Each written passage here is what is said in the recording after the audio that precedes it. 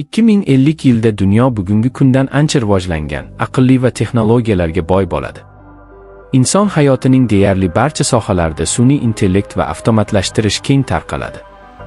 Shaharlar aqlli shaharlarga aylanadi, ya'ni yo'llar, binolar, transport va xizmatlarning barchasi kompyuter tizimlari va AI orqali boshqariladi.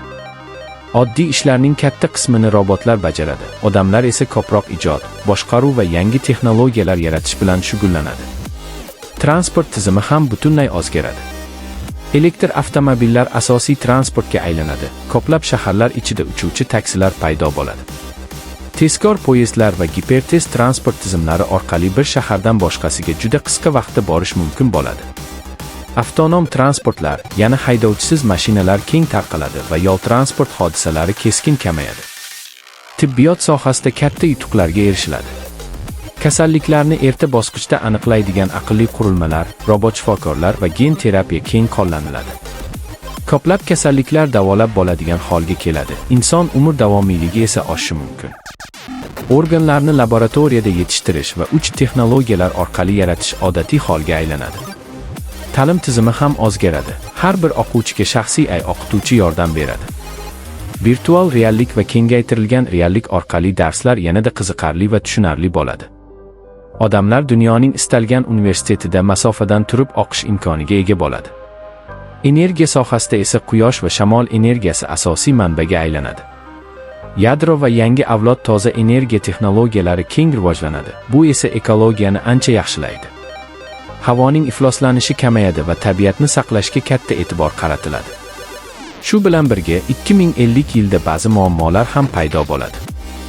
Sun'iy intellektning juda tez rivojlanishi ish o'rinlarining kamayishiga olib kelishi mumkin. Kiberxavfsizlik eng muhim muammolardan biriga aylanadi. Insonlar texnologiyaga juda bog'lanib qolishi xavfi ham mavjud. Umuman olganda, 2050 yil insoniyat uchun katta texnologik o'zgarishlar davri bo'ladi.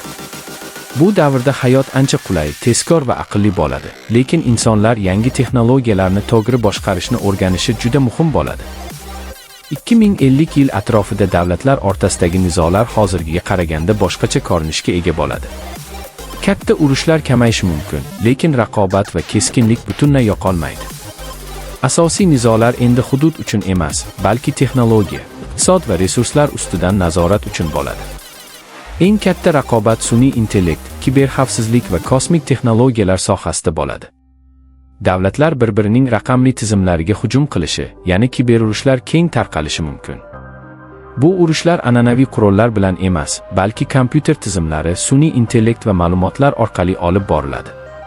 Shuningdek, suv, toza energiya va oziq-ovqat resurslari bo'yicha ham ziddiyatlar bo'lishi mumkin, chunki iqlim o'zgarishi ba'zi hududlarda resurslarni kamaytiradi.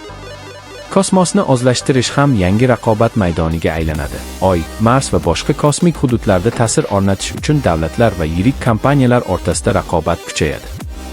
Biroq katta global urushlar o'rniga ko'proq diplomatik, iqtisodiy va texnologik kurashlar ustun bo'lishi kutiladi. Ko'plab davlatlar bir-biri bilan hamkorlik qilishga majbur bo'ladi, chunki global muammolarni iqlim, energiya, AI nazorati yolg'iz hal qilib bo'lmaydi. Umuman olganda 2050 yilda nizolar bor, lekin ular ko'proq aqlli urushlar va raqamli raqobat shaklida kechadi, nafaqat qurol bilan janglar sifatida. Bu oxiri emas, davomiy bor. Agar ko'rishni xohlasangiz, biz shu yerdamiz. Bu hikoya yuragingizga yetib kelgan bo'lsa, jim ketmang. Birga davom etamiz. Bu hikoya yuragingizga yetib kelgan bo'lsa, jim ketmang. Birga davom etamiz.